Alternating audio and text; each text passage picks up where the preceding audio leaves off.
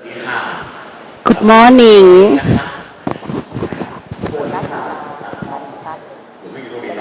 แล้วก็มานุษยวิทยาสวัสดีอีกครั้งหนึ่งสำหรับวันนี้นะครับปรบมือหน่อยนะคะ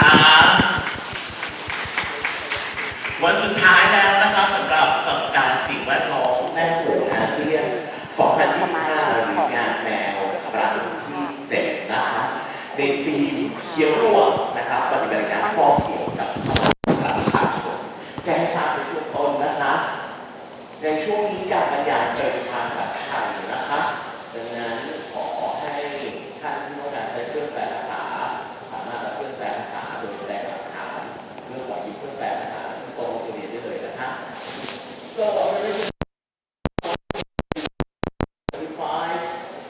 in the final day นะคะ here at Manahan Restaurant. A quick announcement because this session will be conducted in Thai.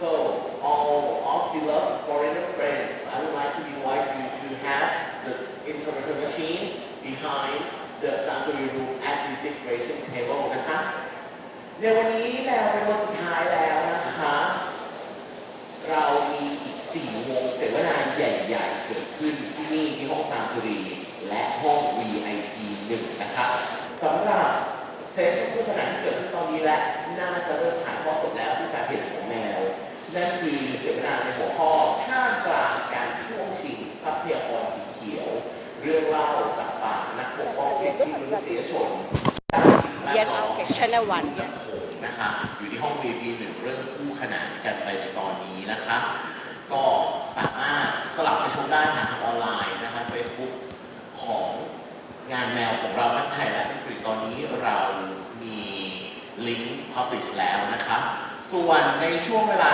11 โมงถึงเที่ยงนะคะที่ห้องนี้ห้องจามจุรีเรามีเสวนาในหัวข้อถวายใต้ความขัดแย้งเขตเศรษฐกิจพิเศษความขัดแย้งทางอาวุธการแทรกแซงทางภูมิรัฐศาสตร์และการฟอกเขียวนะคะเข้มข้นมากๆเช่นกันกับเสวนาบนเวทีแห่งนี้ในขณะเดียวกันค่ะ VIP 1ช่วง 10 โมงครึ่งถึงเที่ยงมีเสวนาในประเด็นทุนนิยมในศตวรรษที่ 21 ระเบียงเศรษฐกิจการเปลี่ยนผ่านพลังงานและการแย่งยึดเขียวนะคะก็คู่ขนานกันไปส่วน VIP 2 วันนี้มีการเล่นบอร์ดเกมกันและ VIP 3 ยังคงเป็นห้อง Meet and Greet ที่พี่น้องเครือข่ายทุกคนจะได้พบปะและใช้เวลาร่วมกันในวันนี้อีก1 วันนะคะซึ่งอย่างที่ได้เรียนไปว่าเราอยู่ด้วยกันเราเดินทางร่วมกันมาจนถึงวันนี้ในแมวครั้งที่7พี่น้องน่าจะประมาณ500 ชีวิตเลยก็ว่าได้จากทั้งในประเทศเรา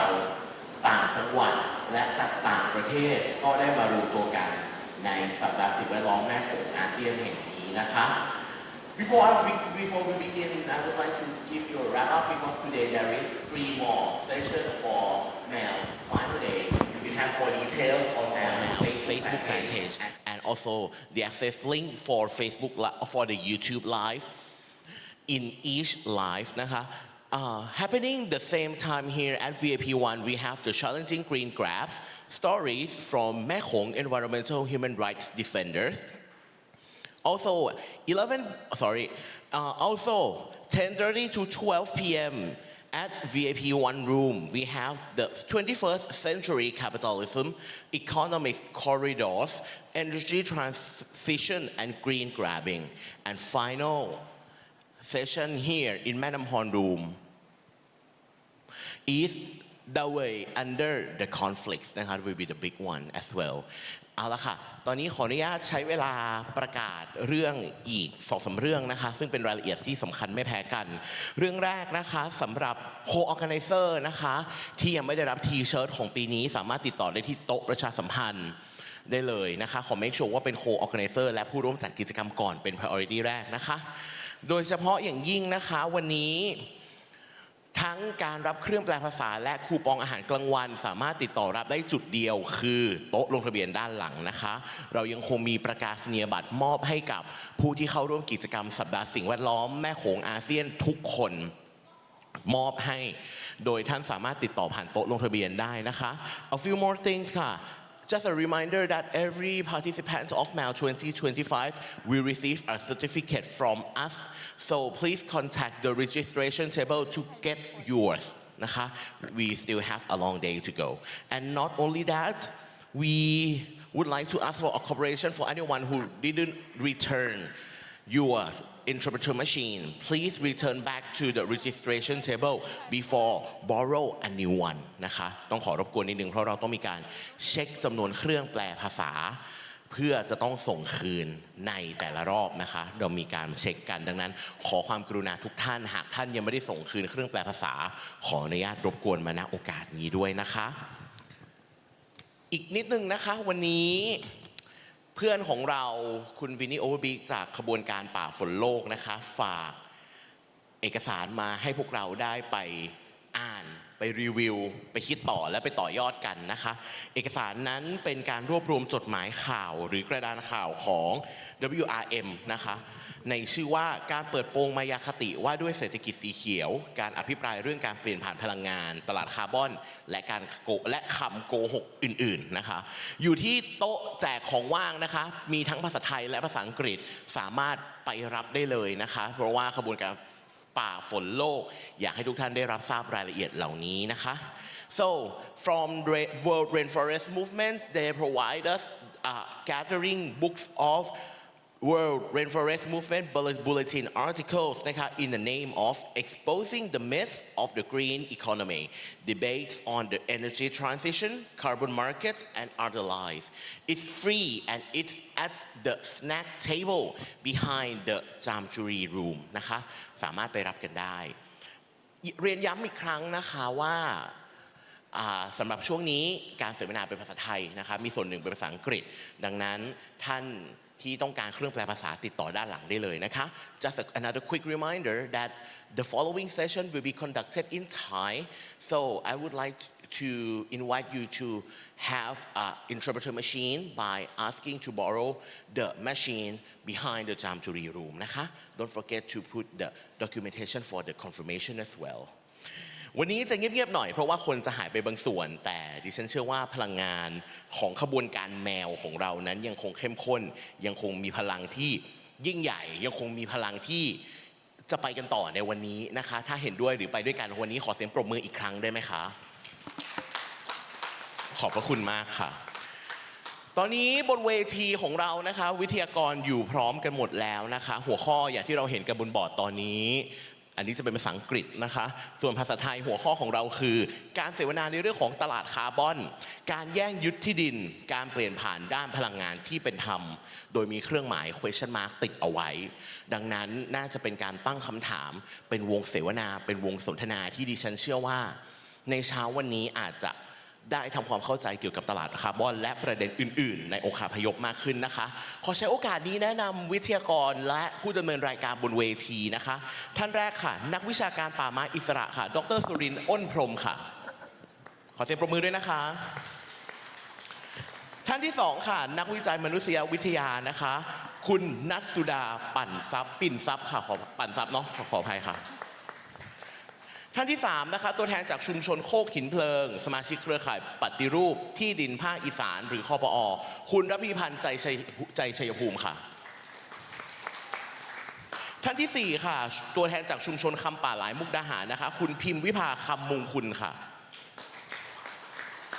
และผู้ดำเนินรายการในช่วงนี้และขอใช้โอกาสนี้ส่งมอบเวทีให้เธอเลยนะคะจากโปรเจกต์เสวนาเอเชียตะวันออกเฉียงใต้และผู้ประสานงานหลักของสัปดาห์สิ่งแวดล้อมแม่โขงอาเซียนพี่เอี้ยงเปรมฤดีดาวเรืองค่ะสวัสดีค่ะ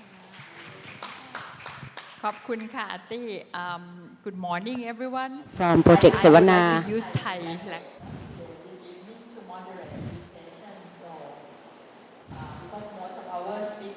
เช้านี้เราจะใช้ภาษาไทยนะคะก็จะใช้ภาษาไทยนะคะวันนี้ Yes we will use Thai language for moderation I would like to say hi again to everyone today is the last day of MAL we still have many very important issues for discussion I would like to welcome all panelists Yes, this issue, carbon market and land grabbings, the just energy transitions, very relevant with the fake green or the green washing. I would like to take some time for briefing explanation that how can we reach this point. Yeah, it's about the session carbon market and land grabbing. We have tried to use our effort to work with some few groups and we question that the carbon market in the region, how it's going on, and our Laos, Cambodia, Laos, and Thai countries in the regions, what is the process for opening the carbon market. And we from Southeast Asia, including some islands, and we are facing in what kind of the situation. And when we compare between countries in Southeast Asia and in Mekong sub-region countries as well, and what have we learned from our neighboring countries in Southeast Asia and in including Mekong sub-regions, and we need to have the basic information of the phenomenon of carbon market in our Mekong sub-regions. We really want to have the to get the insight and deep understanding. Yeah, and there are some studies about carbon market in Thai, Vietnam, Cambodia, and Laos. At least now we have our basic information, and we hope that for the next step we will integrate these information and data and facts with other Southeast Asia countries and with our partners from Latin America as well. We try to connect and compare and integrate our facts and information that we have got so far.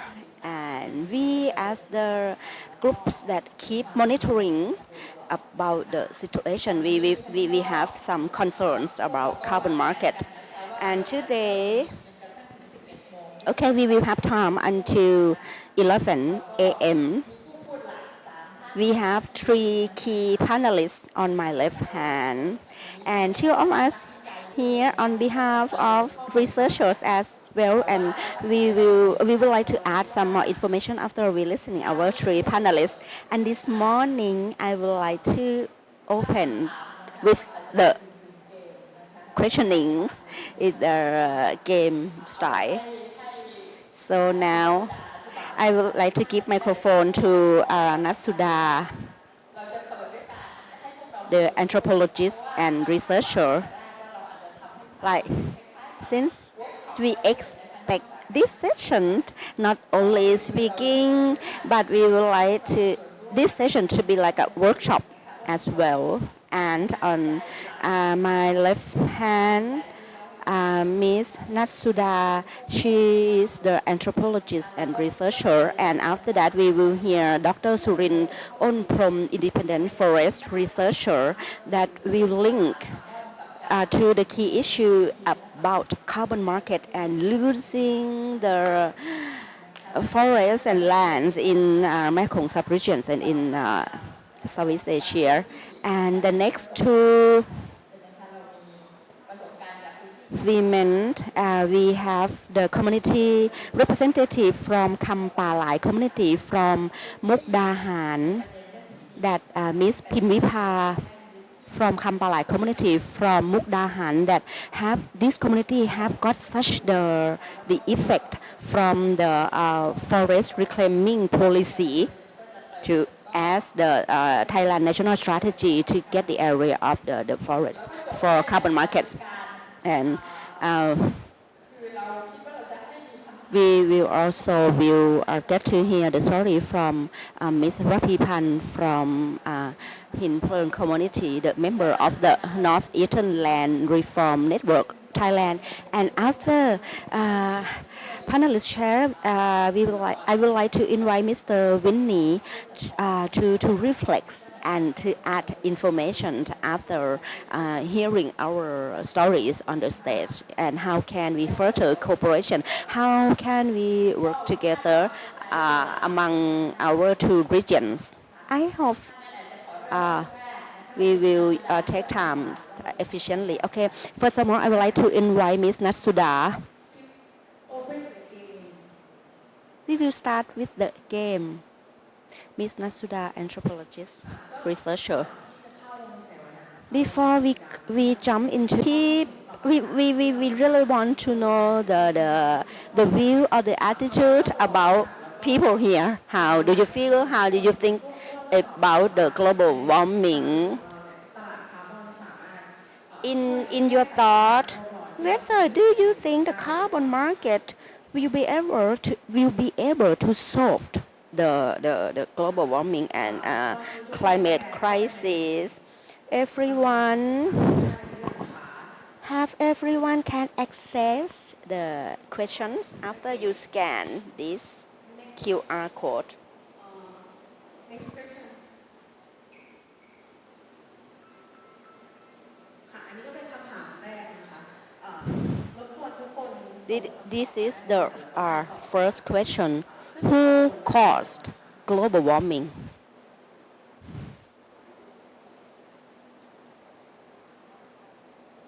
ค่ะโอเคว้าว โอเค Development countries. Okay, you see the answers. Fossil business. Capitalist. Industries. to the QR code please ค่ะ ใครยังไม่สแกนรบกวนสแกน QR code แล้วก็ร่วมเล่นเกมกับพวกเราได้เลยนะคะแล้วเราจะสลับหน้าจอไปดูคำตอบกัน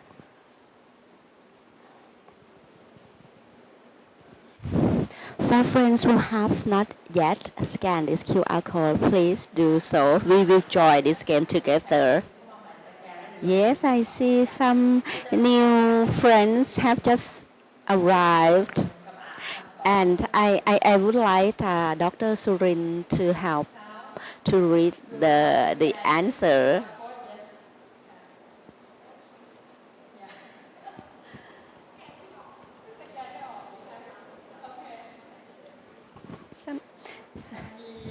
We will wait for a while. Some friends still struggle with scanning.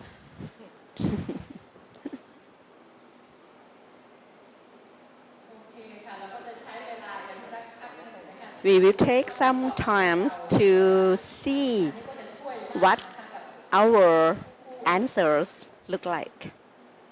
And your answers will be very helpful for us on the stage.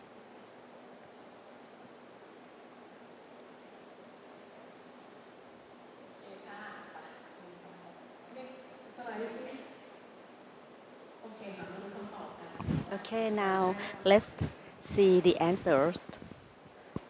Human beings, capitalism, developed country, ระบบก็จะนับนะคะ industries done by the humans, fossil business, big industrial capitalist. ใช่ค่ะ I will read for only the Thai capitalist, fossil. Okay. If some answers in the kind of the same, the system of this online game, they analyze and put. เป็นยังไงบ้างคะ How do you feel, Dr. Surin? These are the good answers. Capitalist, yeah, we can see. Who caused the global warming? Yes, it's human. And what activities done by the human that are the key root cause of global warming? Yes, fossil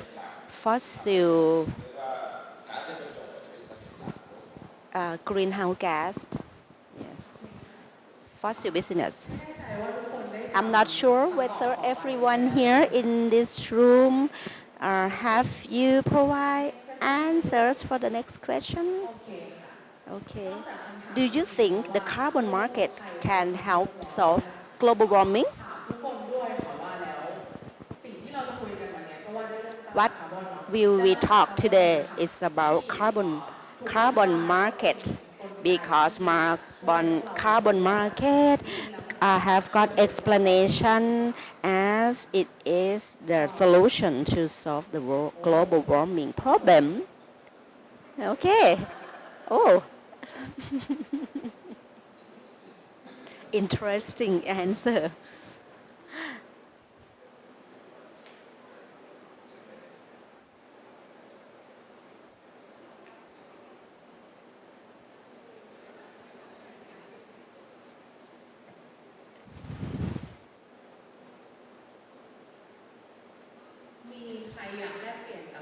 Anybody in this room would like to share to explain your answer? Whether it is yes, no, or I'm not sure. Anyone would love to share? Please feel free. Raise your hands up. We'll give the microphone to you.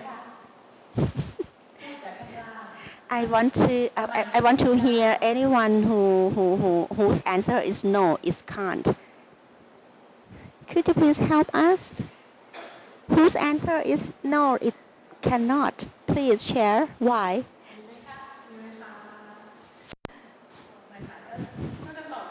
Please help. Okay, we need to help each other to wake ourselves.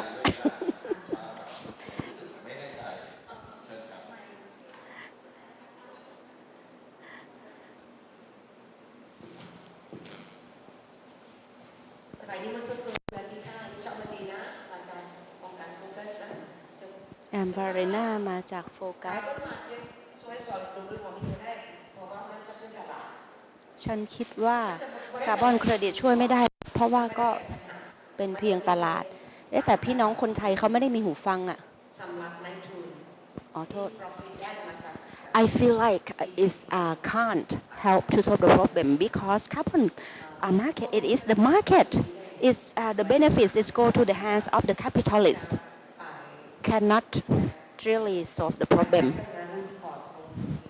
cannot solve the root cause of global warming. Yes, the answer is the carbon market cannot solve the global warming problems at the root cause of the problems. It's just propaganda.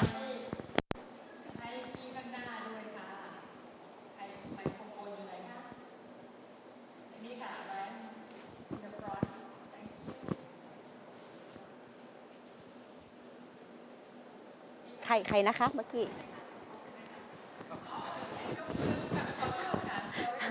I'm sorry something mistake in my eyesight Brian I vote yes ผมบอกว่า yes Brian vote yes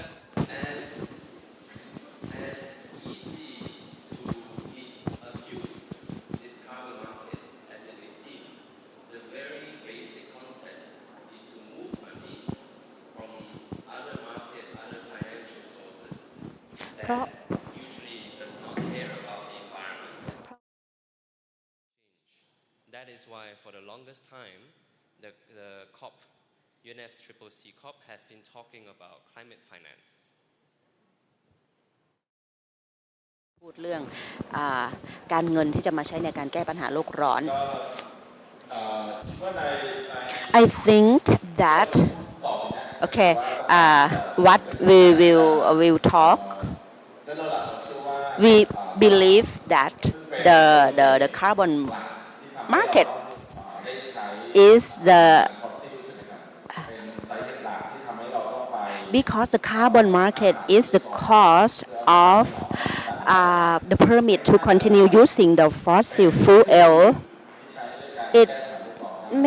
So we think carbon credit cannot use as the method to solve the global warming because the root cause of global warming is about destroy the natural resources.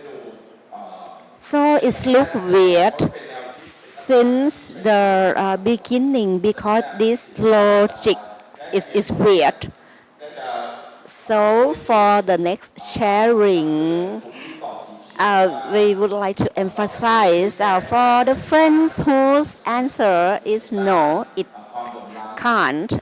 Yes, because carbon market even will increase the problem due to the inequality. And we hope that our sharing understand here will help for friends whose answer is I'm not sure. After you get information from us, you may change from that orange color to joy, the green color. Green group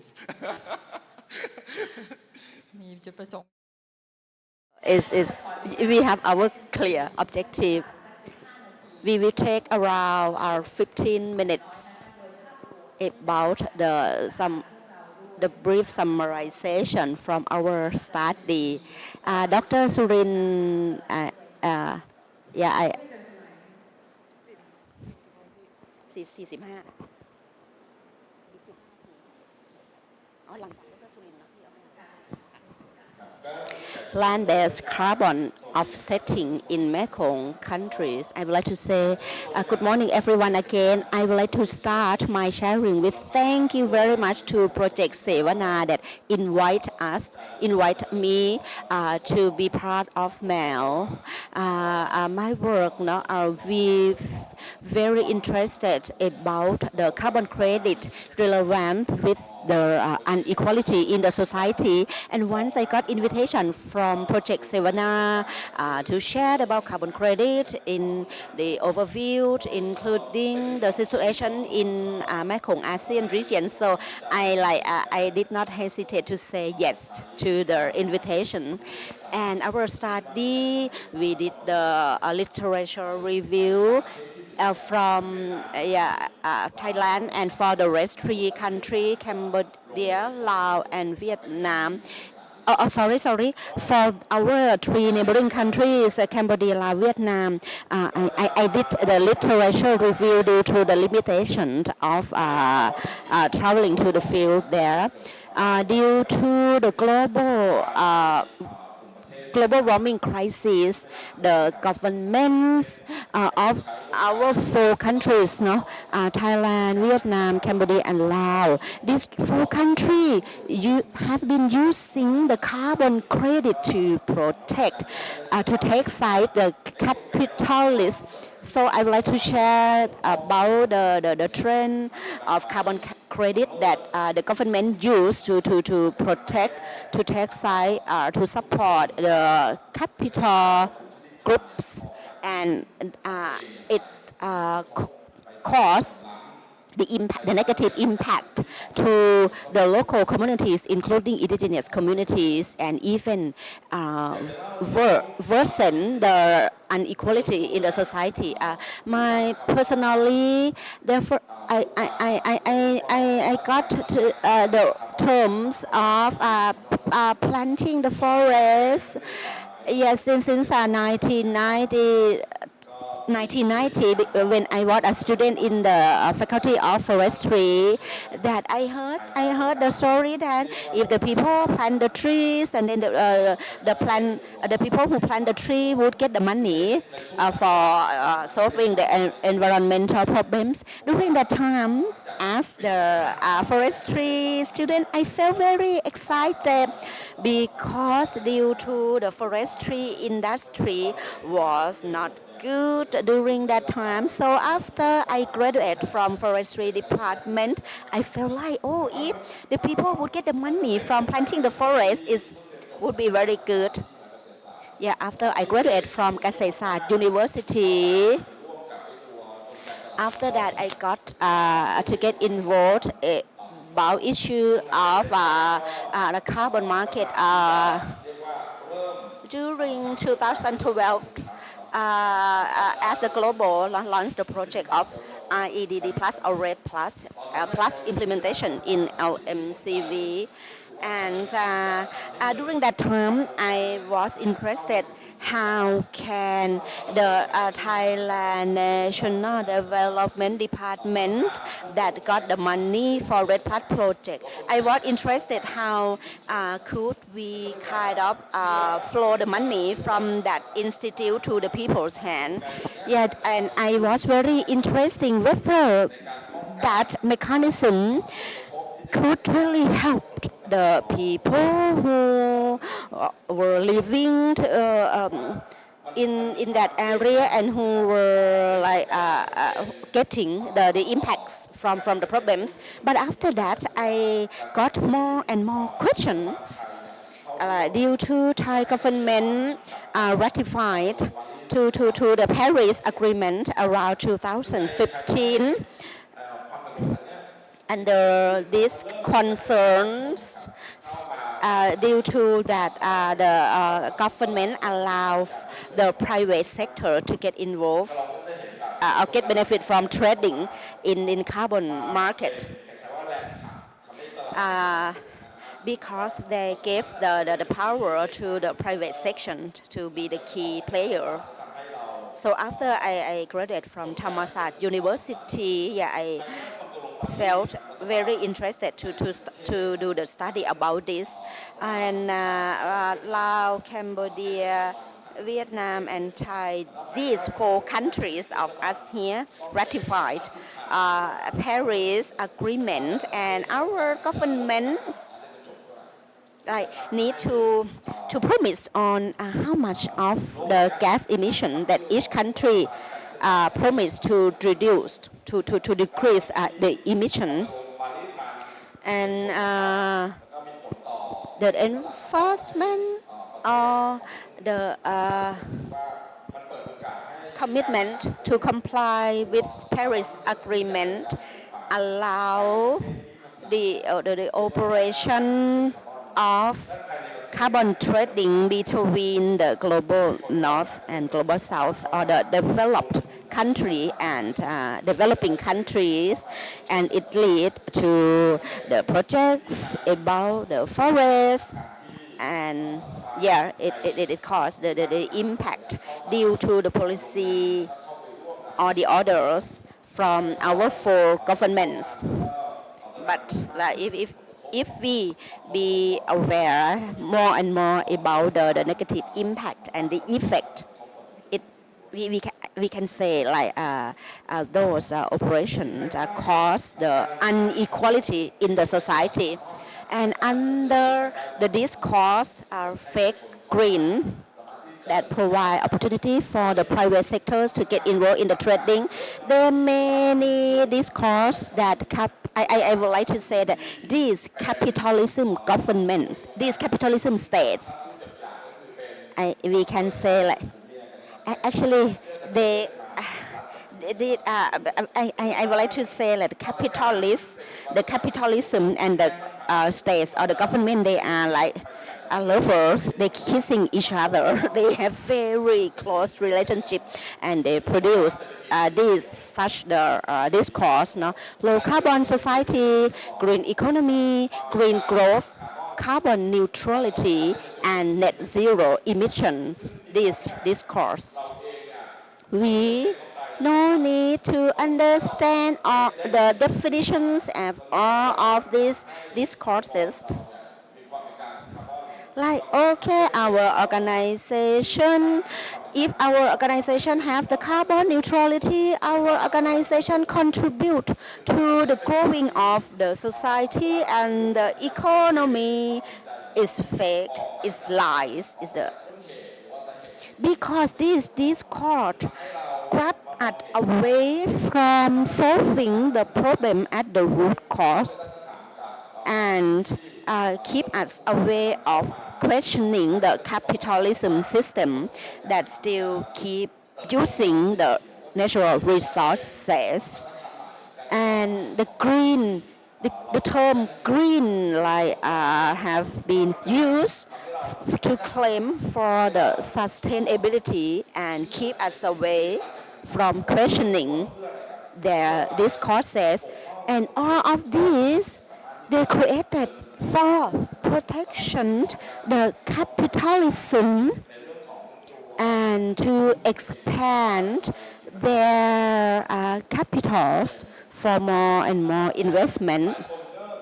And many people feel worried about these courses because the academics and the bureaucracy system people they keep using these terms as the very key terms, very important terms.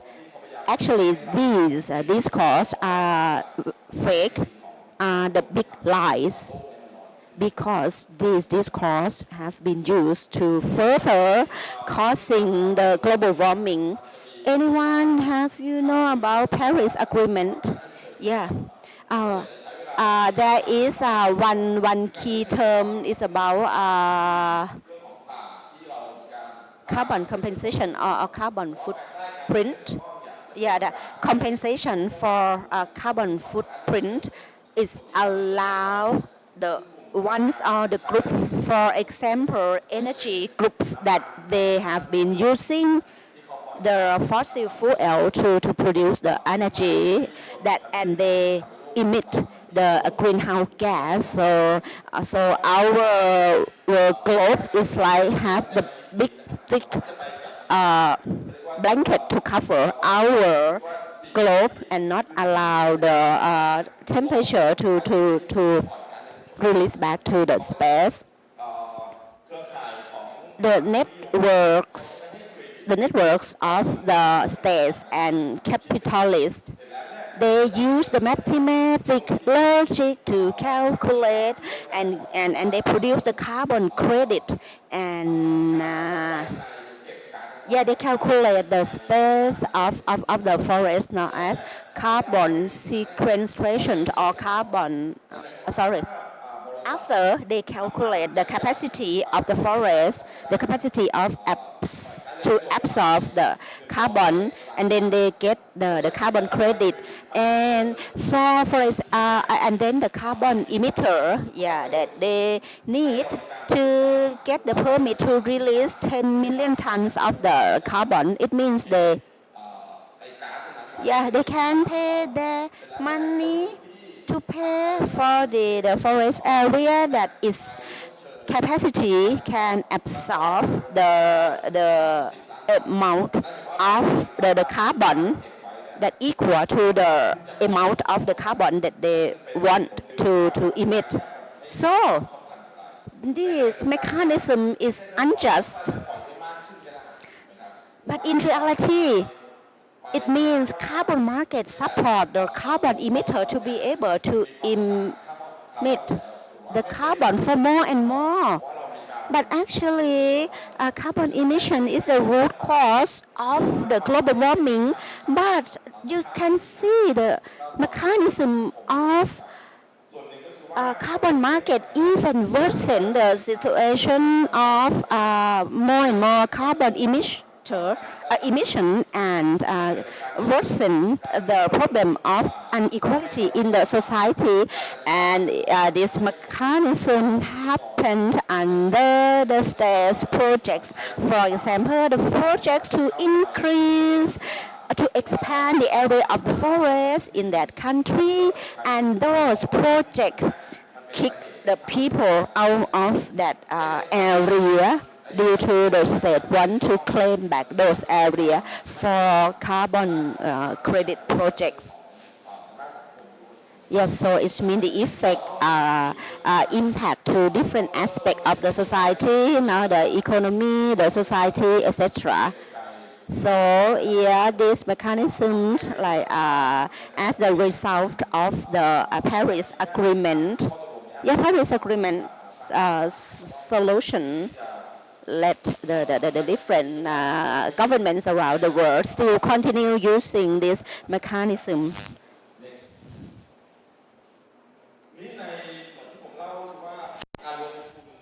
As I mentioned earlier, the investment for carbon compensation as carbon credit is under Paris Agreement. It caused the effect about the land usage according to our the findings from our research, like according to Paris agreements that offer for okay, please take a look at the third column, NDC.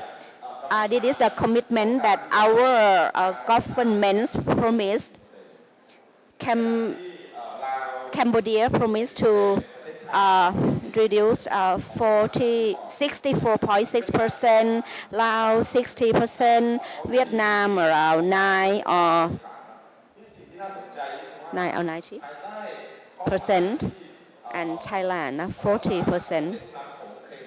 So you can see the overview of the Mekong region's governments that they promise that our country will operate the projects to reduce the global warming and the net zero emission of the carbon dioxide as well. And they would use, under the discourse of the carbon neutrality, but the way that they operated, they use the green area or the forest area that have the capacity to absorb the greenhouse gas. To reach countries' goal of decreasing emission of the carbon dioxide. For example, at Cambodia, it means I'm so sorry, I interpret wrong. Actually, the NDC is about to increase. It's about to increase the area of the forest. You see, in Laos want to increase the area of the forest for 60%, and Vietnam and Cambodia, yeah, as you see the information, and for Thailand, I would like to increase increase the forest area for 40% because they want to increase the capacity of the forest absorption, the carbon dioxide. It's over 400 million rice.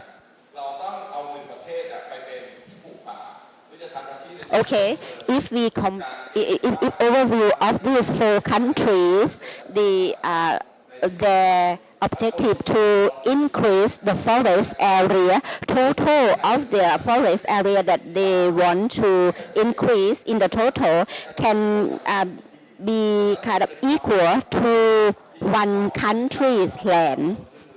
And this expansion forest area cause such the negative impact to the local, the indigenous community whose livelihood very closely with the forest area. So, if we let the discourse of carbon neutrality relevant can help to reduce carbon dioxide emission. If we allow them, or if we allow the government to continue this kind of operation that use the discourse for the further operation, it means it will cause the negative impact to the local communities and indigenous community that they have to move out of their homeland that located in the area that the government identified as the forest area. And this information is about type of land-based carbon offsets. And yes, all these Vietnams actually come with different projects. They just put like some fancy, some Vietnam that we probably cannot really think about what's the meanings behind, like for real. So it can be like reducing emissions from deforestation and forest degradation. So we actually have 3 types of the carbon offset. For example, this one is the real example from Thailand. So basically it was granted by the government, and just this company, they want 2 million right for the carbon credit, just this a big company alone. So a lot of people will get affected by this carbon credit project. And we are also part of a TIVR. Also in other three countries, either Cambodia, Laos, or Vietnam, most of them would have a REDD Plus. And what we actually want to highlight is that the report or the government's report are actually trying to actually raise the issues like how much money they have got from REDD Plus.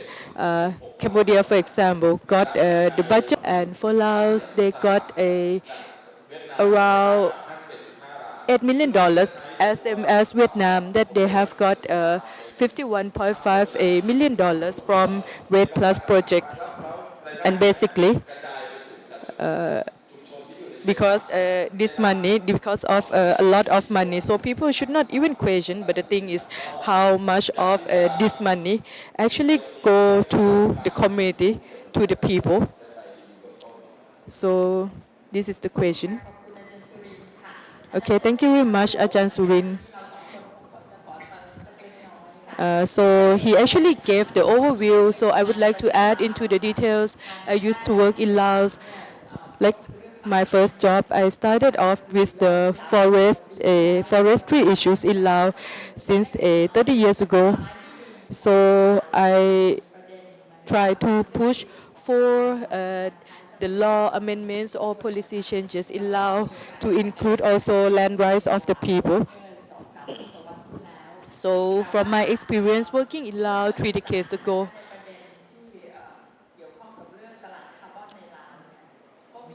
and after I studied about the carbon market in Laos, so I found out something strange that I never thought about it before in Laos.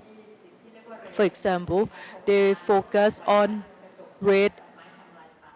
So basically, carbon credit reduction from the also reduction of a deforestation and forest degradation. So basically, I think we all know that all the lands in Laos is under the control of the government.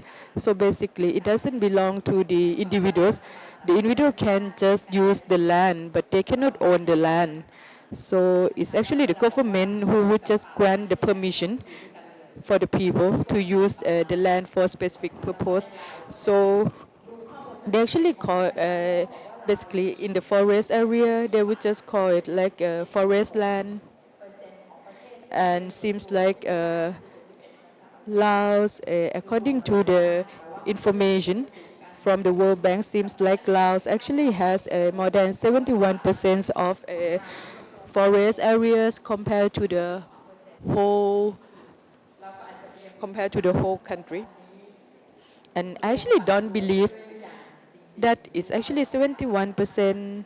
And I also have question whether 71% of the forest area is also part of the REDD or is all natural forest. Laos as one of a low income country or non-annexed one. Basically, Laos is not bound for the United Nations agreement. So basically, Laos not part of the treaty, but the government of Laos actually trying to use carbon credit market on their own beginning.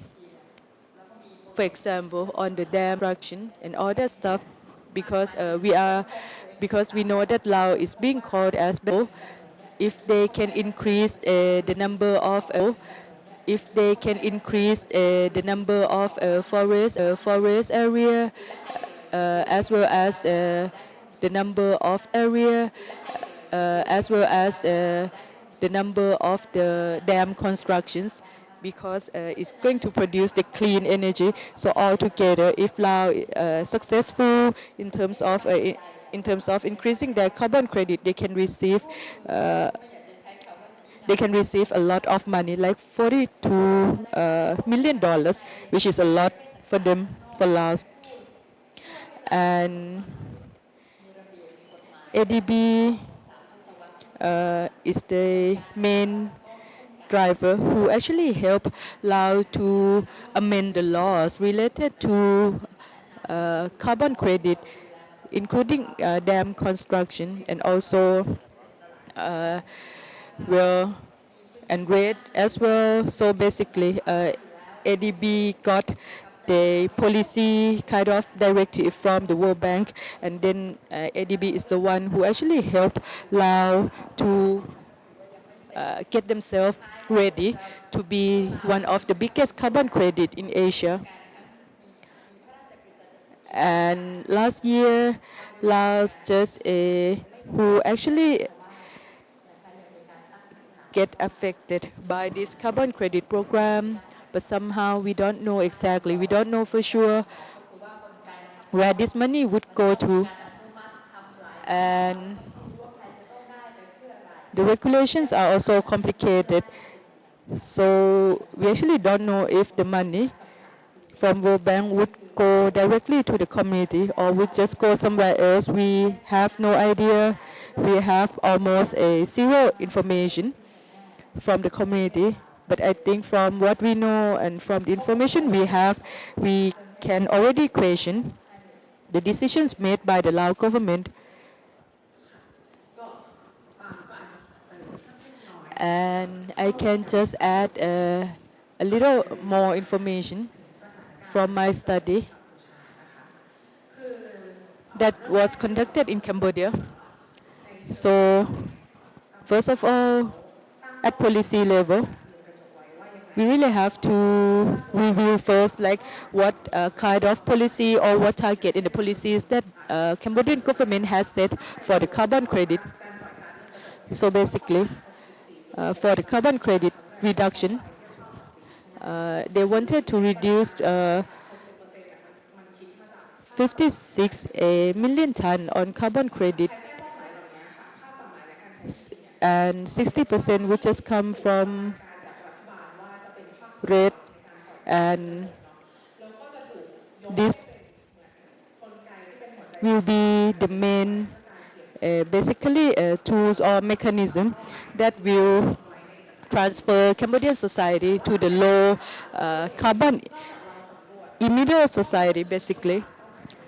And this is the policies that the government of Cambodia has set so far, but in practice, in reality, the projects that they actually trying to implement, they have REDD Plus as the main driver, as the main mechanism. So REDD Plus is going to use a lot of land to plant the forest, to create the forest area, and it's going to affect a lot on land rights of people. And I got information from Human Rights Watch report. So REDD Plus in Cambodia is going to cover around almost 500,000 hectares. And also another project which is as big as the first project. So this one is being described as a success policy of Cambodian government that can reduce a lot of carbon, can reduce a lot of carbon emission, but somehow from Human Rights Watch report, so this project severely affects the rights of indigenous people, so their right to land got restricted, and there is also the use of excessive force. Indigenous people have been arrested and also have been forcibly evicted. So of course, this kind of policy actually creates the chilling effect and climate of fear for the indigenous people from the information that we have got from Human Rights Watch report. So we can see clearly that this kind of climate can just happen anywhere in in mainland Southeast Asia. So we either socialist countries or authoritarian countries basically, or at least semi-authoritarian countries. So basically, the communities who live near the forest actually have been forced to relocate basically. So this kind of carbon credit programs, instead of building the relationships between community and the forest, so it means that the use of force and the use of violence have been implemented just to compensate for this carbon credit emission. And these policies also have been questioned whether it has been transparent, it has been free and fair, like all the information that has been released from this policy, this kind of policy, even is accessible by the community. So this REDD Plus doesn't also bring the people's participation to the project. I mean, other way around, people's participation has been severely limited. So I think we can just question whether the REDD Plus project or policies that have been transferred to be the carbon credit emission reduction tools is going to be the effective tool, is this going to be the transparent tool, is this going to be any good use of a community nearby. We don't even think about the rights of a community and indigenous people who live near the forest and also their livelihood. So basically their fundamental human rights are severely violated. We can just actually question whether it's all worth it. And as Ajahn or the professor has discussed about it earlier, that this kind of a carbon credit market didn't stop the emitter from emitting the carbon. It's just to prolong and then leave them get away with it basically. And so those who actually getting involved, either it's a CDM or REDD Plus or a planting forests to reduce the carbon credit in Thailand, whatever. So we have a lot of key players in the land-based carbon market. So some of them we can see them clearly, some of them we actually don't see them at all, like they are actually in hiding. So we have UN REDD, we have World Bank, we have ADB, we have also a transnational company as the investor. And also we see a lot of international organizations like international development organizations, international NGOs. Maybe they're gonna look like a panda or something, and they get to work with a lot of government at national level, national government. We also see private sectors as the developer. So these actors, these players are actually developers. What do they want? They actually want the carbon credit that is going to give back to those emitters.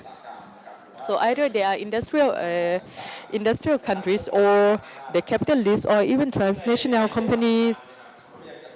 And along the way, they trying to make themselves and their project legitimate. They also have this something we call the carbon credit, and this can also give a lot of money to transnational company or transnational consultant company. So if we hear like gold standard bearer or VCS, for example, but in Thailand we call it TVER, Thailand Voluntary Emission Reduction. So this is what we call it in Thailand.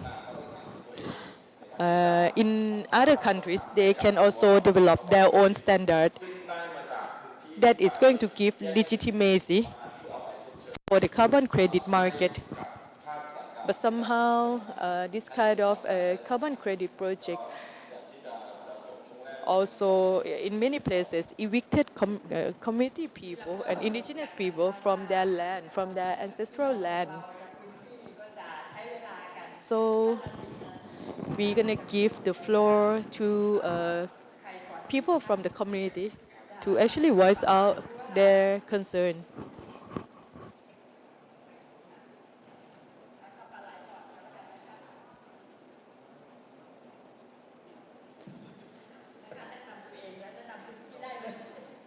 Okay, you can introduce yourself and also you can introduce your community. Pimpipa Kamkun from Namsap Kampalai Conservation Group, Conservation Community. For example, we have got seriously affected by this policy called recalling the forest, reclaiming the forest basically. So it actually sounds like we actually the one who snatched the forest from them first, but somehow we the one who got seriously affected. We got evicted.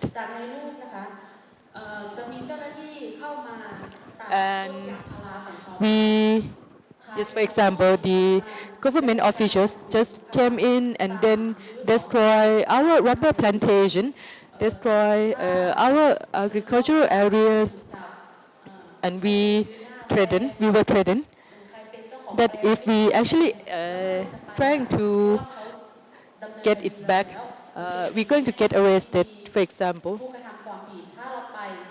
They're gonna ask us to show up like who's actually the owner of this land plot. But if we show up there, they're just gonna arrest us basically on the spot. So they actually destroy all the rubber trees. They actually destroyed all the sugar cane, all the yam plantation. So we can just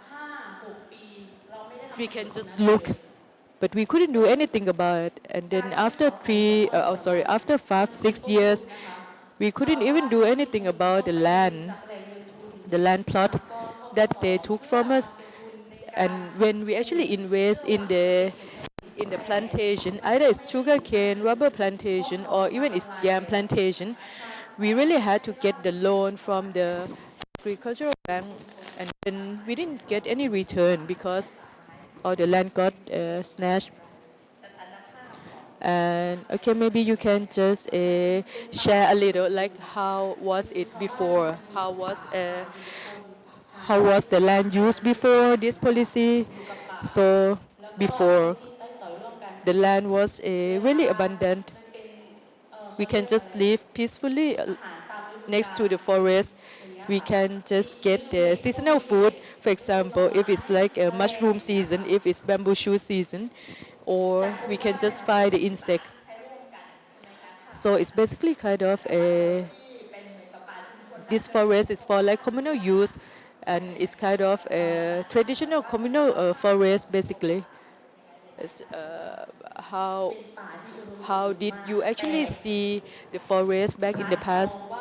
So we actually saw it as a very abundant forest. Basically, we can use it anytime, but then somehow the government just say that this is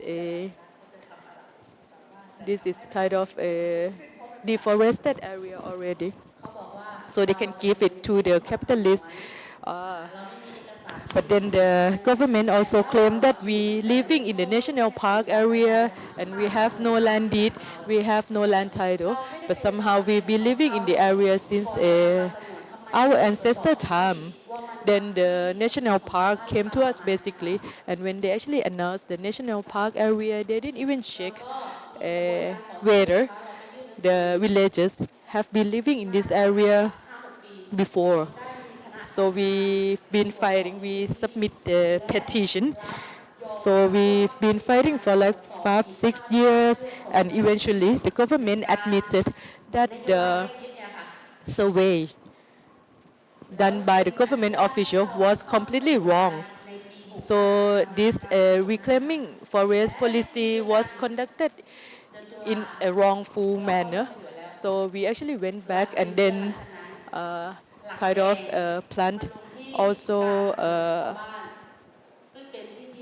our agriculture, but 1 month after we went back to the area, so we actually have got this red pin and red mark. So you can see that these are all large trees, but then somehow the government officials claim that this is a deforestation area already, deforested areas already. But somehow, according to the law, if it's already deforested area or if it's like a degradation area, you cannot have large trees, more than two large trees per right. But after we did the survey on our own, we found out that we have like more than 18 large trees in our right. Somehow, we actually checked with the government officials, and then the local administration officials said like, yeah, we don't know, this is just the policy. So we just submit the petition that we disagreed, and then we protested against this policy. But after we submit the petition, the agreement was granted on the same day. So we fought for 6 years, and the government just didn't see our fight, didn't see our struggle. But for the capitalists, everything was granted within one day, basically within 24 hours. And then we fought again, and there was the committee who came to the area to conduct the study. And then the committee found out that this forest is full of food, and also basically the ecology system still functioning perfectly in this forest area. It's also a watershed area, and also there are also temples around this forest. And basically, for this big windmill that they're going to construct, basically, according to the law, it has to stay away from the community. But it seems like somehow this is going to be constructed, the whole project is going to get constructed just right in front of the temple.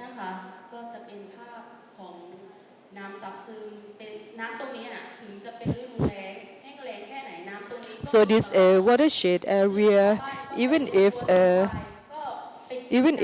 it's during the dry season, but we also have natural water from this watershed area. And we also have a video to show how this watershed area kind of comes out.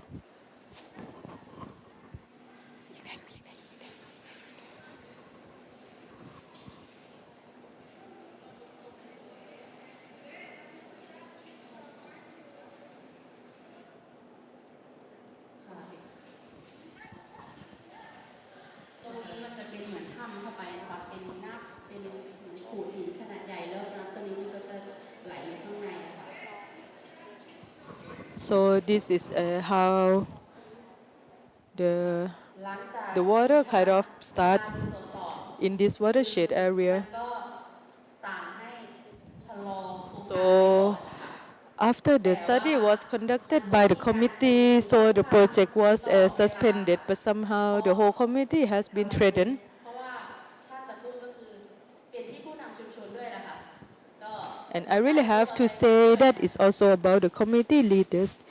They probably got some ปัจจุบัน rise. ก็ยังเป็นหลักแดงเพราะว่าเราไป And right now, แล้วก็ชะลอโครงการไว้ก่อนค่ะแต่ไม่ถึง the project has suspended, but not yet abolished, not yet cancelled. So this forest policy that happened in Sampalai, this kind of reclaiming forest policy took place right after the coup in 2014. So what the government said back in 2014, I mean, because the junta back then basically wanted to increase the forest area in Thailand. So this is a part of 20 years national strategy policies, because well, they just put it in the policies that they want Thailand to be the carbon emission reductor basically, and also want to increase the forest area, and in this area they wanted to build a wind generator to claim that we are actually create more well clean energy. So this is how it's all contradictory. So they want to claim that they have the wind generator for the clean energy, but they actually evicted the community people from their own land. So there are two layers. So the first one is reclaiming forest policy, and now they also facing the challenge when it comes to the wind generator company. I would like to add that they blame us because the authority officer blame us. You are the villager who block the development. Our project, the wind generation project, it is the clean project, but you are the people who block the development. I can say that in reality, their project is produce the dirty energy. And actually, on the recent 27 September, we got the chance to visit the Kampalai community, and we would like to say apologize that we contact you in the short notice, and thank you so much, comrades from Kampalai community that host us on 27 September. Next, I would like to invite Ms. Rapi Pant, representative from the Northeastern Thailand Reform Networks. Hi everyone, I would like to say thank you to Mel team that you provide me the chance to get to be part of Mel and get the chance to learn about carbon credit, because carbon credit is very new issue of the community due to the challenge about communication, and the villagers have not yet be able to really access the what is the carbon credit. Now, the leaders from the sub-district level and authority officer from Department of Royal Forest, they came to our area and put the pinla to set the area line on our land. Even our land that we got from our ancestors, and this operation from the state create a create the problems because the villager cannot go inside their own land to use the land. According to the impact of the forest reclaiming policy that the Thai government want to expand the green area and the villagers, we don't have the land title deed, but since our ancestor era, like through generations, we have been using our homeland. But the government have not yet provided improvement in the formal way. As the form of land title deed, we have not get the land title deed to approve our land tenure. Actually, on the left side, it is the evidence from years ago as the evidence that we have been using this land since so long times, and we got this land from our great grandmother, great grandfather, and on the right side you can see that the government officers, they came to destroy our sugarcane. And this picture we submitted the complaint to the Department of Royal Forest on 19 September this year. Actually, just as last week, because this issue have been happening for a long time, and now the carbon credit come to our land. We feel very worried that you want to grab our community forest area for your own benefit, not the benefit for the villagers. Yeah, we feel like you as the corporate and the governmental officials, you are the main players that get the benefits from carbon credit. And this is the NEMA or the map from the army. Since the last decade, from the last 25 years, this mapped.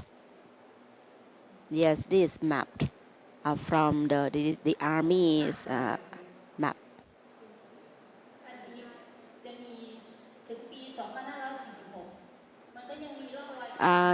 Until in the last 22 years, yeah, we can show the evidence, proof, yeah, that we planted the cotton and the other plants. Next slide,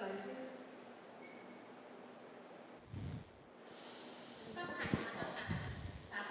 And this map can prove we have been using this land since before the project of the community land title and community forest area since 6 years ago happened. But our community, we have been using this land for agriculture since our great grandmother period. But currently, authority officer came to arrest us, and we have got the legal case against us, both civil case and criminal case. Due to our recent 14 August that we are for the complaints, we required the priority should be for us to get the land to be able to continue using our own land for continue our livelihood. But the state, the government claim that they want to get this land to be under the community forest area. But the way that when they did the public hearing, they did not do the public hearing in our own community. They get the approval at the public hearing at another community. They did not hear our voice. And our livelihood really need to rely on the forest. And now the carbon credit about to come to operate in our area. We feel very concerned. The benefit of carbon credit will be in the hands of whom? To them or to us?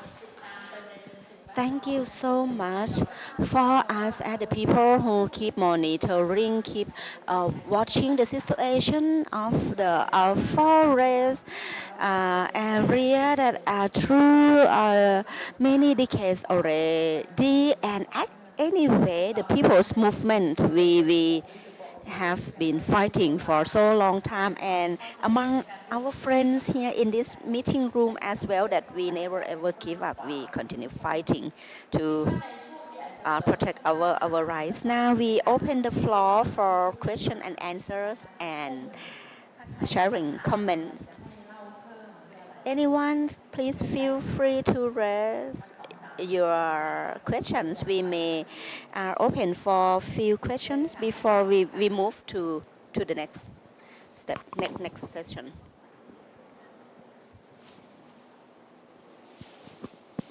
No? Thank you. My name is Yoyo from Indonesia. I have one question for Dr. Suri. Question for both Viva and Republic from Northern Thailand, Thai Reform Network. For Dr. Suri, it is I appreciate you so much for very clear presentations about the extent of carbon trade and carbon market, particularly the land-based carbon market. The question is the role of international NGOs in one of your diagrams. If you could try to elaborate more on the situations, and because we also have exactly the same problems in Indonesia. And for two spokespersons from the community, one I think I met from Kampalai during our trip there. My question is about how exactly the security apparatuses and the military probably, or any other agents, be it from, for example, the corporations, the Gulf Energy that created the wind farms and all that, or from the government, how do they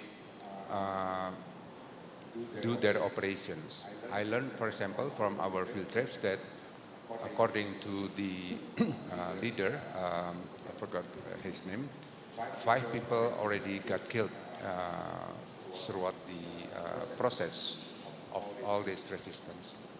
So the same questions goes to the Northeastern Land Reform Network. Thank you.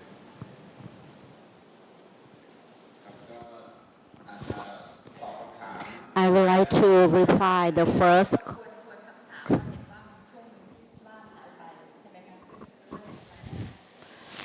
พี่น้องคนไทยมีหูฟังใช่ไหมคะโทษค่ะคำถามแรกนะคะทวนคำถาม repeat the question.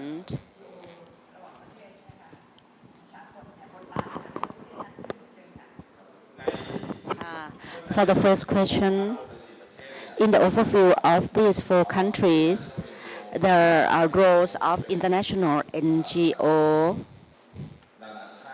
from international society. It's kind of something different, like compare with the local NGO in Thailand. The local Thai NGO, they take the roles as the broker for trading carbon credit. Actually, in Thailand country, the INGO have not much role about carbon market.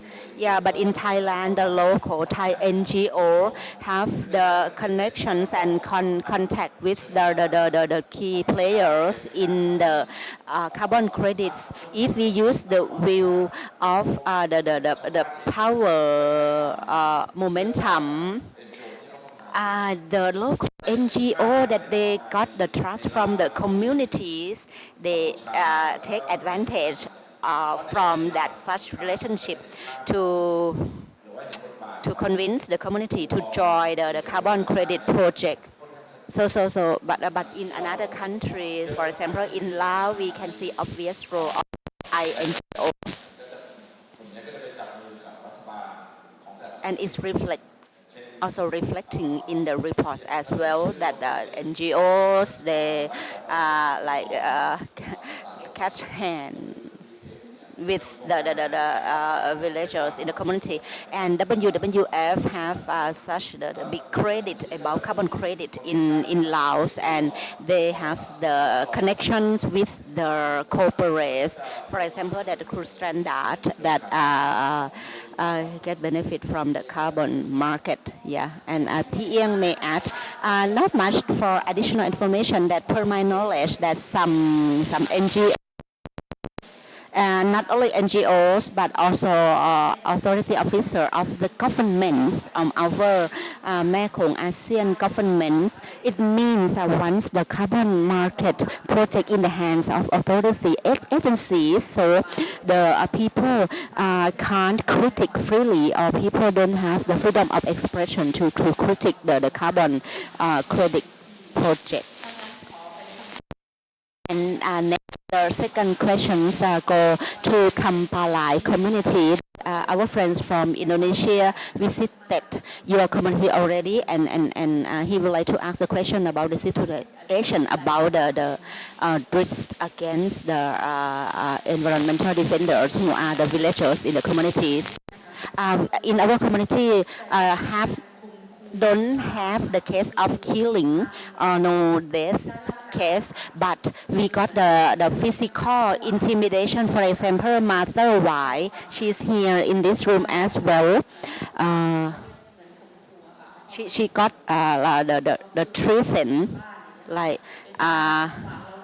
so the villager feel fear the black power from the investor and from the states as well, because when we oppose, we show the sign clear message of opposing the project, and some people use the bike and they took those signs that we put for opposing the project. Yeah, we got that such in threatening. I think the next step is like we now we open for the last question, and after this, after the last question, I would like to invite Winnie to share with us. Winnie, can I invite you here now, please? Please come to the stage.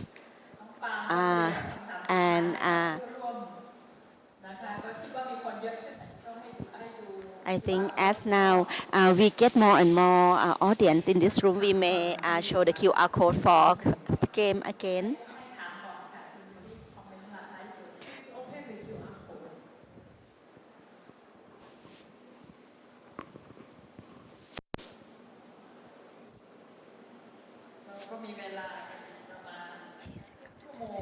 We have around 20 minutes remaining time. Dear audience who have not yet accessed this QR code, please use your smartphone to scan this QR code. We have the funny game as the question for you to answer. Please join.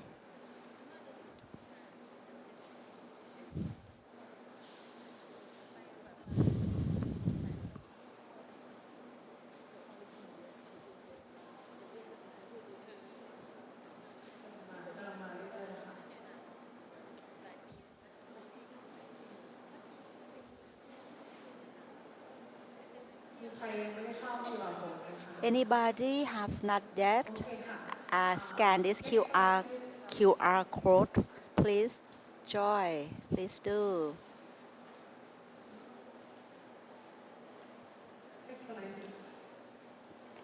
Who caused global warming?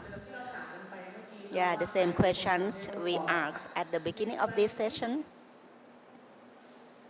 Do you think the carbon market can help solve global warming? มาแล้วกันเนาะก็คือเรามองกันว่า Almost of the โลกร้อนไม่ได้ดังนั้น answers from us is no.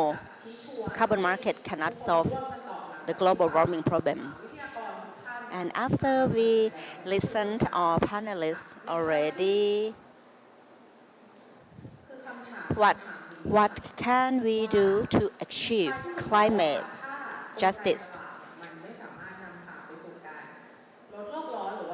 If the mechanism of carbon credit cannot solve the global warming, so what can we do to achieve climate justice and the energy, the justice energy transition as well? What can we do to achieve climate justice? What can we do to achieve energy transition justice? People's participation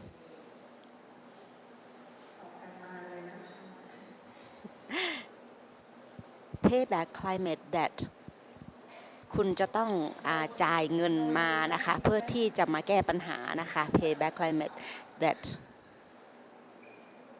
ฉันยังไม่รู้นะคะ I don't know yet mass communication ต้องมีการสื่อสารกับสาธารณะค่ะ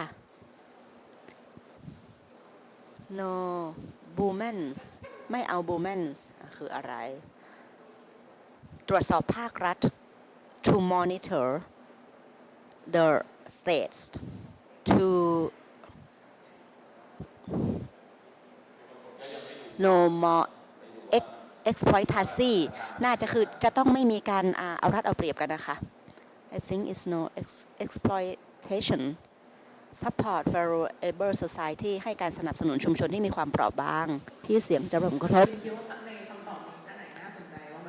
บังคับลดคาร์บอนที่ผู้ผลิต enforcement at the producer of enforcement at the carbon emitter yes need to enforce the law for the carbon emitter to end carbon dioxide emission is interesting about the answer of payback climate debt. When we look at the countries that got flooding, the huge severe flooding is relevant with the climate change problems.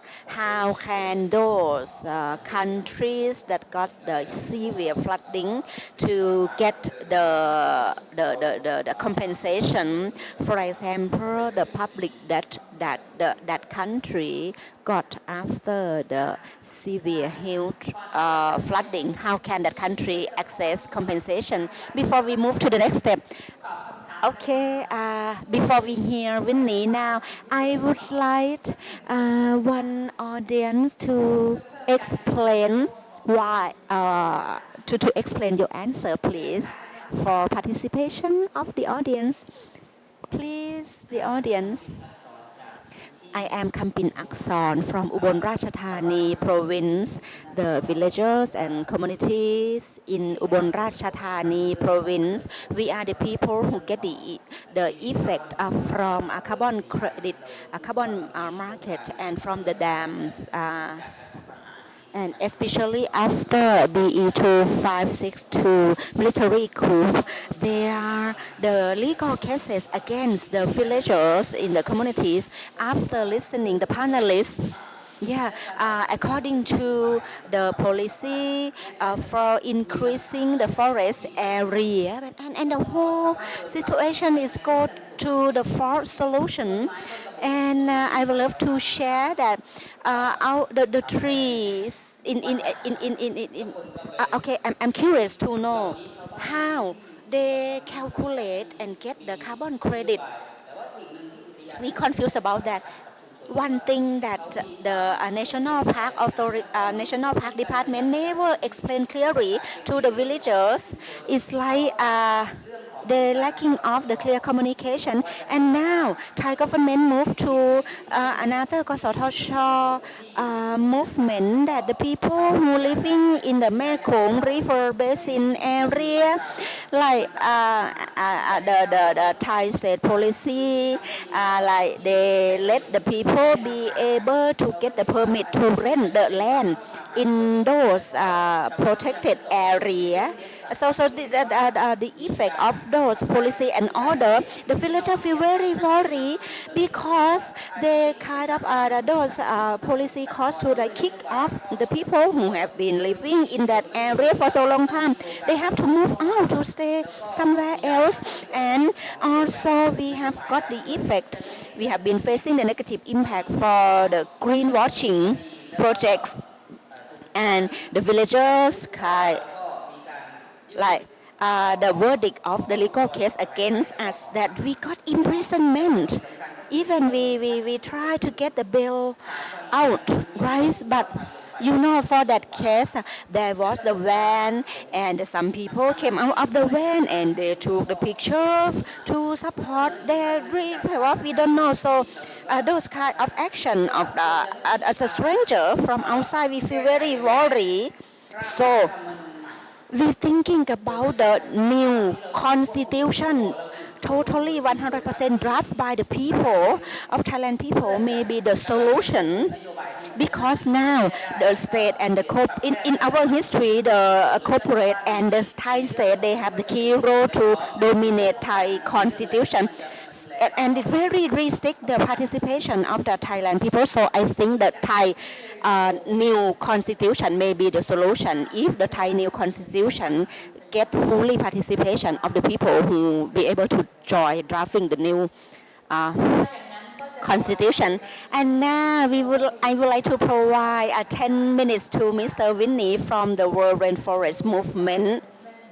World Rainforest Movement, and Mr. Winnie, he is the one who keeps monitoring the situation around the world, including in Mekong sub-region and in Southeast Asia in the recent few years, and we hope that in the future we'll be able to further study together. Winnie, please reflect after you listen our session, please.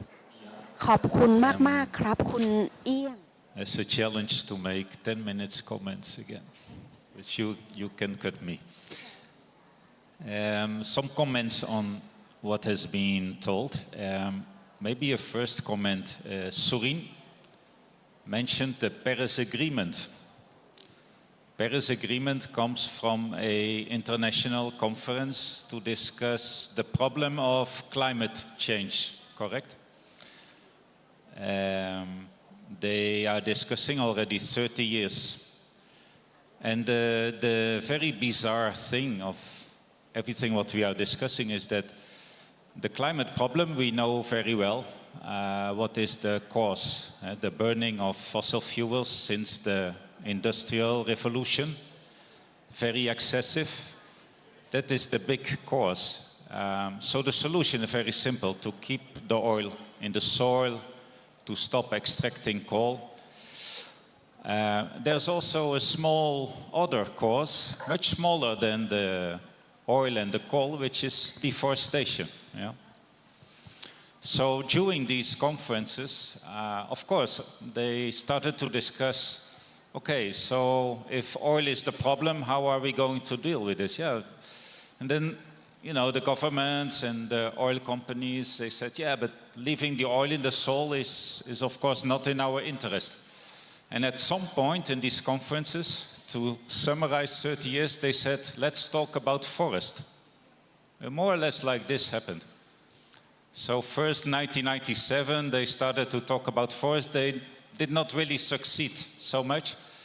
They succeeded some tree plantation project, but 2007, about 20 years ago, they came with this REDD mechanism, this idea of carbon offsetting. And since then, they have basically only talked about that. and not about what Brian said in the very beginning when he made this comment on the, these conferences, they also are there to discuss about how to deal with the impact of climate change, how to adapt to that. And that money, still very little for those countries most affected. Because they spend all the time to discuss about carbon market, which is in the interest of the government, who will receive money through this market, also here in the Mekong, the polluting companies, the World Bank, who is investing in all this destruction, they're also interested. Big conservation NGOs, don't forget about them. They have been little mentioned, but they are also behind this. So what calls my attention in these presentations from Sorin, the huge area in these 4 countries. I don't know any other continent in the world with such big plans for land-based carbon offsetting. It's very huge. It is true that we have now about 20 years of this kind of projects. And first they started like project, but maybe in the project area there was not so much deforestation, but outside it just continued. And then they started to do at the province level, right? They said, we are going to solve this. We're going to do bigger.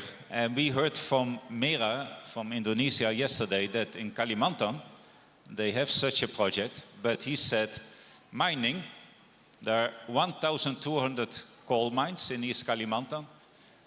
I read this World Bank project, is one sentence, this is out of the scope of the project. They just exclude. And in general, all these projects, as we hear from the community representatives, it comes to communities, not to the large scale. So after 20 years, this is like a big disaster. But it's very important, it's not a failure for everyone. It's not a failure for the big conservation NGOs, it's not a failure for the governments in this region, other regions. It's not a failure for the World Bank, it's not a failure for other companies that are being set up to deal with carbon. Yeah?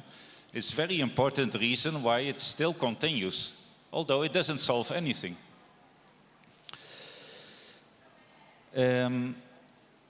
Maybe one other reason that it's so big here in this region, there is one other plan I think I should mention because I haven't heard it yet. It is being discussed in another conference on biodiversity. This international plan by 2030 to protect 30% of the globe. Yeah? As national park, protected area. Nowadays, it's about 17%. So this means they want to duplicate the area of protected area, which are mainly those forest areas where there are still communities taking care. But the problem is that who is going to fund this? Who is going to create? And then they come back to the carbon market. But this plan is also a plan being discussed by the governments in the International Biodiversity Conference. Now, I think one basic principle that founds the story that people are telling here is in every of these projects, yeah, and they need to guarantee one principle, yeah. You need to create a story to tell who is causing the deforestation and what you are going to do about it. And this principle they call additionality. If there is no additionality, there is no carbon project.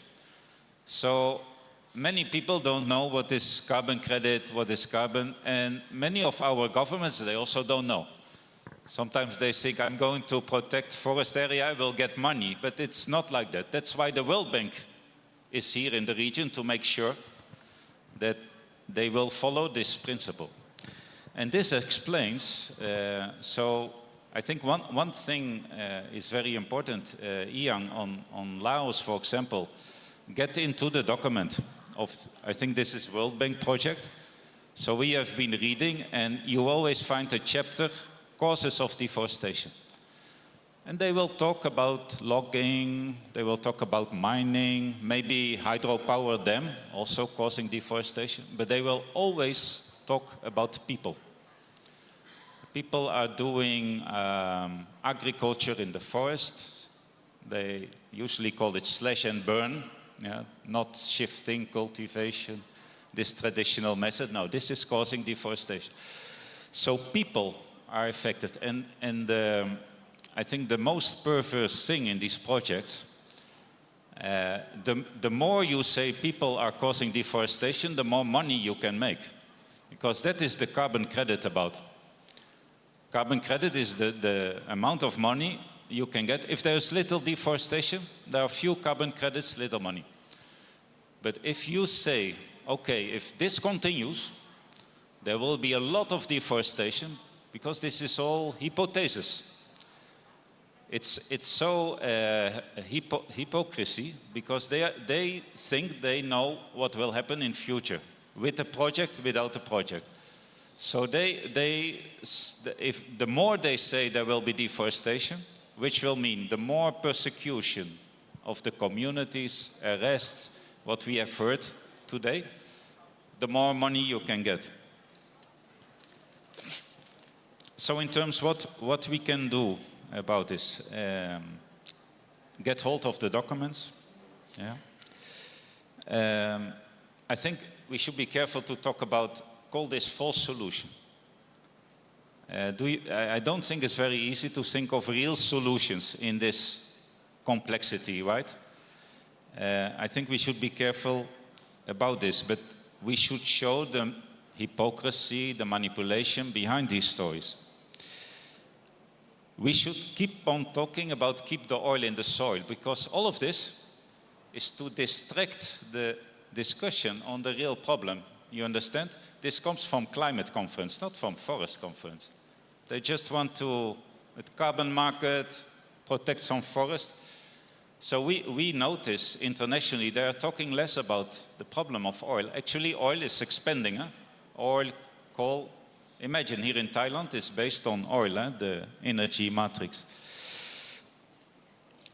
Be very careful also about how we call this. The promoters call it conservation project. Oh, beautiful conservation project. From this video I showed yesterday, these people, they are struggling against carbon project. They call project of death. This is the same logic as the logging company, as the hydro dam, as the mining. So they separate. Our project, different project. Yeah. I think that's more or less this. I think very important to bring the people together, and we can do it in many different ways, also between the continents, Ian. We're already doing it with Indonesia, with the people. I think that's it. ขอบคุณค่ะวินนี่ก็ขอสัญญาว่ามางานแมว Okay, next year for Mel, I promise that we're gonna have more representatives from Latin America.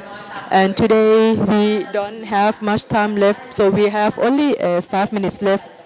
So for 2 people, if you have questions or comments.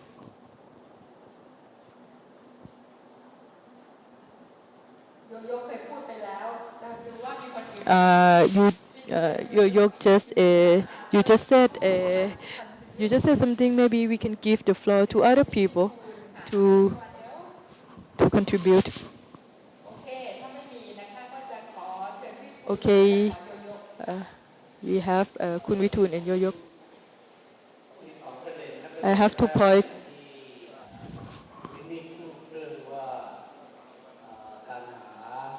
The first point, when we talk about the solution, that is not easy.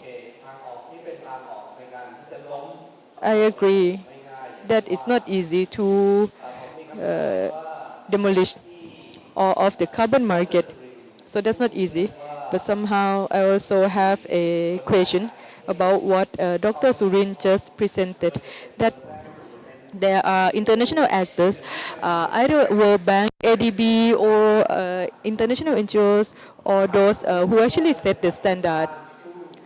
So my question is that we would just let our community people to fight the Thai government in the Thai territory alone. I don't think that's gonna work. I believe that we have to fight those international actors also. And I don't think this a carbon market is actually legitimate because you actually destroy a community, you violate basic human rights, you evict indigenous people. I think we should find a way to support community people, to support their fights, to get those international actors to be more responsible for their own action. Is that possible? That's my question.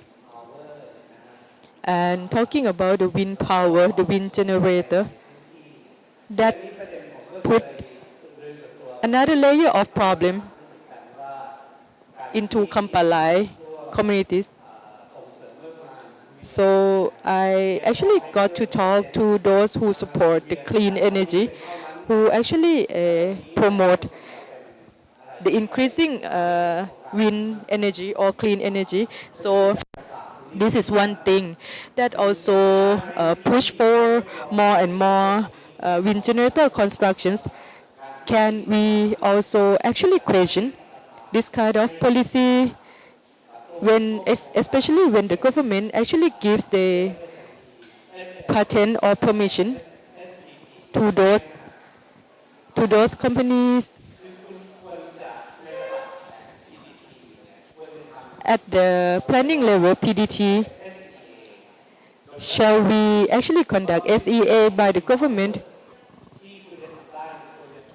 For example, for the wind power construction, the area that should be allowed for the wind generators construction should be restricted by the government policies. So it's not like you're gonna let the companies to do whatever they want. I think we should push it further to PDT for the government to conduct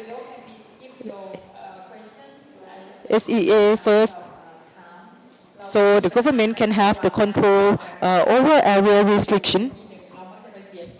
So I think we have a very limited time slot here, so we can just have maybe one question from, two questions from PV2. Maybe you can just answer shortly. I agree, because in each community, they have their own struggle, but if we really want to address the cause of problem, the root cause of problem, we have to talk about the international NGOs as well as where the investor comes from. We have to work all together to tackle this problem at the investor level. So thank you very much, Dr. Surin Onprom, Kun Rapipon, Kun Pim Vipa, Kun Natida, and my name, and also I'm Premridi Daurung. Thank you very much. So this is our starting point to talk about carbon credit, but we will continue talking. Thank you. Thank you very much, all the 5 speakers and also a commentator. Thank you very much.